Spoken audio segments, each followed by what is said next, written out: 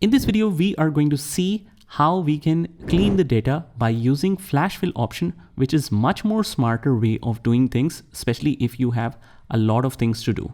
So for example, in this particular area where we have the alphabets, we have the dashes, and then we want to separate it in the first and last name as well. So this involves multiple jobs to be performed. If you want it to be simpler, what we can do is just write here that this is messed up data, and I want to extract the first name and the last name here. What we will do is just do nothing. Just write the sample name from here. Just write Adam, and then you must align the second name in the sequence. That means if it has the space, you have to give the space. Write Brittany, and then after that, if we write Charles, one thing is it might automatically recommend you the rest of first names, or otherwise, since there are some spaces, what we can do is we can manually select all of this and just double click to send it down. Or again, we have spaces, so it won't be able to drag it down. So we manually dragged it down until this point.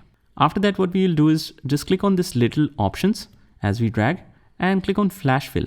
What this will do is it will automatically identify based on the parallel column that, okay, you only extracted Adam from this messed up data, and you only extracted the Brittany from this messed up data again. So this means that you want the same to be done for all the first names. Same goes for last names. I'll just select Parker here, and I'll just select Morgan here. It will be great if we had no spaces.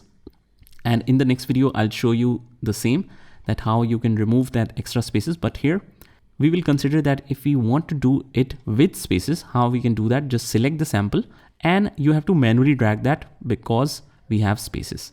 So manually drag it until the bottom, and you can see that it is showing something very messed up. So no problem with that. Just make sure that you get this autofill options right here.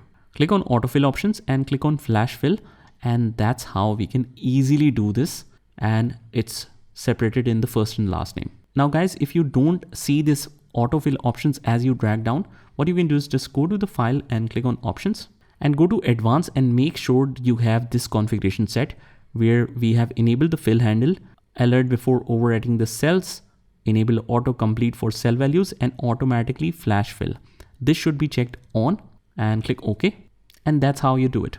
By the way, guys, I'll attach this file with the resources section of this video so that you can download it for your next project.